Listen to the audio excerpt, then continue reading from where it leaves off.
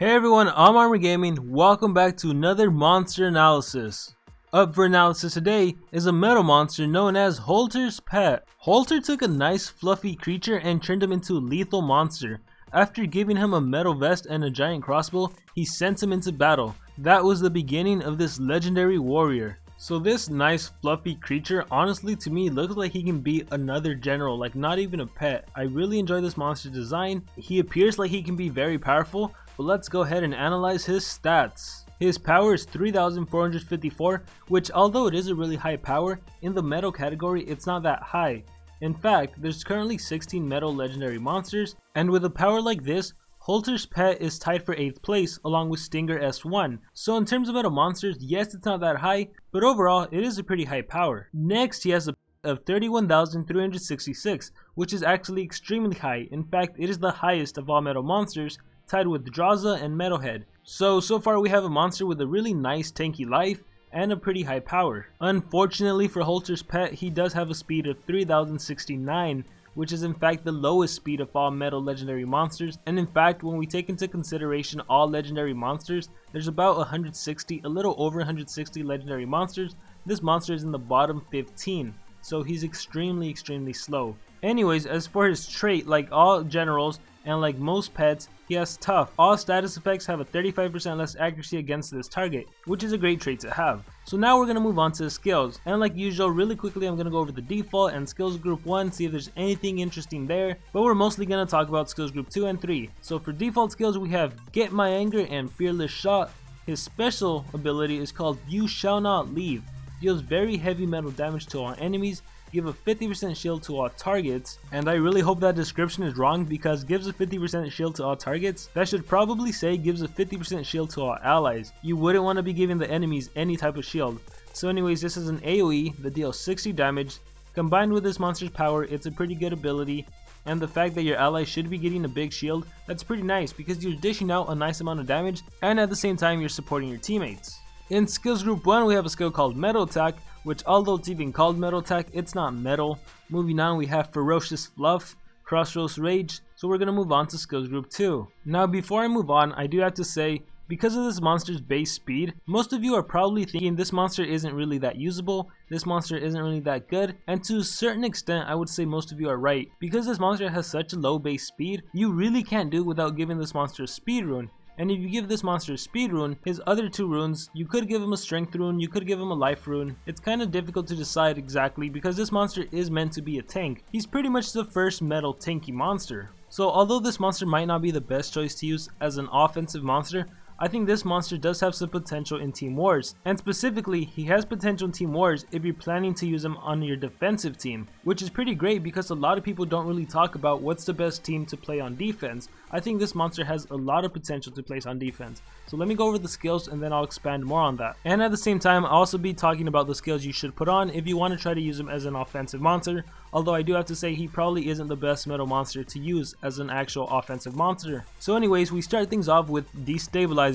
Deals heavy special damage, may magnetize target. So you target a single enemy with 55 damage, it costs 31 stamina, and it has no cooldown. On top of that, it magnetizes, which is really good. So first of all, this skill is special and not metal based, so you can easily use this against a metal monster, magnetize that metal monster, and then use one of your metal attacks to deal even more damage than it normally would. It has a pretty nice damage of 55, and it has no cooldown, so if you're ever going up against a team that has Timerion and they happen to do cooldowns activated, you'll at least have a skill to use, and at the same time you'll be magnetizing monsters using this skill. His next skill is called Stronger Than Ever. Deals heavy metal damage, heals by 20%, requires cooldown. So this skill targets a single enemy with 50 damage, it costs 27 stamina, and it has a 2-turn cooldown. One of the great things about a skill costing 27 stamina is if that monster ever has 0 stamina and it has stamina regeneration, that monster is going to recover at least 27 stamina, meaning they're going to be able to use this skill. So aside from that, you recover 20% of your life, and because this monster has a really high base life, with no life runes, this monster is going to be recovering a little over 6,000 life points every time he uses this skill, which is great for tanky monsters, so it's hard to kill a monster that can easily recover his life. His following skill is called Steel and Blood, deals low metal damage to all enemies, requires cooldown. So it's a typical AoE, it deals 30 damage, 31 stamina cost, 2-turn cooldown, I don't recommend running this skill at all. He has better skills in skills group 3, so we're going to look at those right now. In skills group 3 we have a skill called Gain Fear. Deals low special damage, gains a 75% shield, requires cooldown. So this targets a single enemy, it deals a low 30 damage, it costs 26 stamina, it has a 3 turn cooldown. The best part about this skill is that you gain a 75% shield. A 75% shield on this monster's base life is equivalent to a shield that can withstand 23,525 hit points, which is a shield that can take as much damage as some monster's base life is. So this is incredible. And can you imagine if you were to give this monster 1 life rune, 2 life runes, he'd be really hard to kill. Yeah, this skill only takes away 30 damage, but it's really the shield you're after, and this is a skill I really do recommend. He has another skill called Hit the Mark, deals heavy metal damage, may apply damage boost to ally, requires cooldown. So this skill targets a single enemy, it takes away 55 damage, has a 31 stamina cost, has a 2 turn cooldown, and it gives a damage boost which increases a monster's damage output by 50%. So this skill is so-and-so, it could be better. I wish it would have given an ally double damage. And even though it says may apply damage boost to ally, I'm pretty sure this is going to be more of a self boost skill, but I could be wrong. But nonetheless, this is still more of a so-and-so skill. It could be better. It's not the greatest skill, but considering his skill set, it might be a skill you actually might want to use. His last skill is called Awakened Beast, deals moderate metal damage to all enemies. It's your standard 45 damage metal based AoE that's like on every single metal attacker, 36 stamina cost, 3 turn cooldown. This skill you may or may not want to use, also depending on the kind of build you make. So really quickly, I'll talk about the skill set you want to use on this monster if you do plan on using them for offense. And if you do plan on using them for offense, you can probably do 2 strength runes and a speed rune. He really does need a speed rune, unless you partner him up with someone like Demise, of course, who you realistically don't need to run any single speed rune on any monster that's paired up with Demise. But assuming you're going to use this monster for Team Wars, you definitely need at least 1 speed rune, and then your other 2 runes can either be 2 strength or 1 life and 1 strength. And again, I have to repeat myself, there are probably better metal attackers that you can use for Team Wars, but if you really want to use this monster, he's incredibly tanky, so the chances of your enemy taking out this monster, it isn't that likely. For an offensive build, I would probably run Gain Fear, and even though the skill doesn't deal a lot of damage, it's the fact that it has a shield, it's gonna help Holter's pet survive.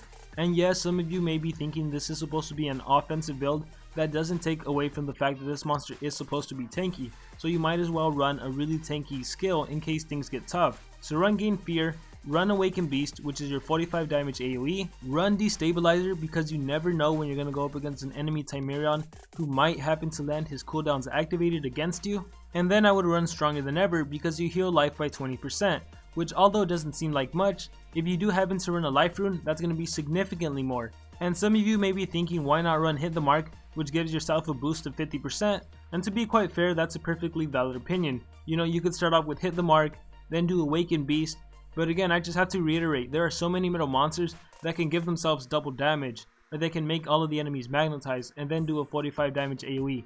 There are so many monsters that are better at actually being offensive that if you're using Holter's pet in Team Wars, you might as well take advantage of some of his tankiness. It might take you a little longer to win the battles, but at least you know for sure you'll win because it is incredibly hard to kill this beast. But anyways, going back to what I said earlier in the video, I think this monster's main purpose, where he benefits you the most, is to use this monster on your defensive team for Team Wars whenever it's the metal elements. And I say that because his skill set makes it so he's incredibly difficult to kill. And in fact, to discuss his best skill set, we actually have to look at a skill from skills group 1. Right here he has a skill called Ferocious Fluff. And the reason we're visiting this skill again, because let's see what it does. Deals moderate metal damage, gains a 20% shield, requires cooldown, 35 damage, 27 stamina, 1 turn cooldown. And yes, 35 damage isn't a lot, a 20% shield isn't a lot, but you would want to run Ferocious Fluff, you would want to run Stronger Than Ever, and you would want to run Gain Fear, as well as another skill, most likely Destabilizer. And for your defensive build, the reason you're choosing these specific skills is because when you look at Ferocious Fluff, you gain a 20% shield, right? And you attack. Stronger Than Ever, you recover your life by 20%. Gain Fear, you gain a 75% shield. So in the legendary metal categories, there are a few monsters that can actually possess. Mechamancer is a really popular deny monster that has possession skills. Metalhead is another popular metal monster that has a single possession skill. And if the enemy is attacking you with those monsters and they try to possess your Holter's pet, even if Holter's pet attacks one of his own teammates, look at how much damage you'll deal. Gain Fear has 30 damage, Stronger Than Ever has 50, Destabilizer that does have a strong 55, Ferocious Fluff has 35, so you're not going to deal too much damage on your own teammate, but at the same time, you're either going to be giving yourself a 20% shield, you're going to be recovering 20% of your life, or you're going to give yourself a 75% shield. So even if the AI does like the worst move possible, it's not that bad compared to what other monsters can do. And the reason for running Destabilizer is because of that 0 turn cooldown. So again, if the enemy comes at you with a Timerion and those cooldowns activated, you'll at least have a skill to be able to hit the enemy. And at the same time, if you magnetize the enemy and then follow it up with Stronger Than Ever or Ferocious Fluff, those skills will have the potential to deal more damage than normal.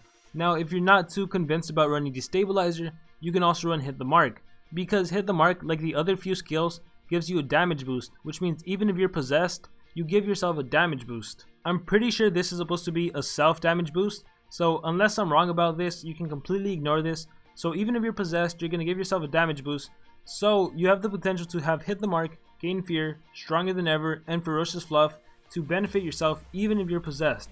So that's another option you can do, but I would still strongly urge to go with Destabilizer, just because lots of enemies do like to come at you with a Timerion. But I should also note that's if you're planning to use this monster as a defensive monster, which is probably this monster's best use. But you know, the AI is in charge of using the monster, so they're not always going to use the monster to its best potential. But nonetheless, I do think one of the cool things about Holter's pet is that he is probably one of the better metal legendary monsters to actually use as a defensive monster.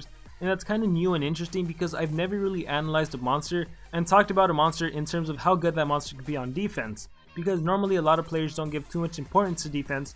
But when I saw Holter's pet, I knew he wouldn't be that good as offense, but I really do see potential for him in defense, so I thought it'd be a pretty good idea to explain this monster's importance and the role he can serve in Monster Legends Team War's defense. And as far as runes, you would want to do 1 life rune, 1 strength rune, and 1 speed rune. And with all that being said, that is going to conclude my analysis on this fluffy creature. Thank you to everyone who made it to the end of this analysis, and now I want to hear your guys' thoughts. Write down in the comments below what you think about Holter's pet. Do you like him? Do you not like him? Do you wish he could have been faster? Whatever's going on in your mind right now, post it below in the comments. Also be sure to let me know if you enjoyed this analysis, and be sure to let me know what monster you want to see analyzed next. I hope everyone has a great day or a great night. Remember to dream big and pursue your passions.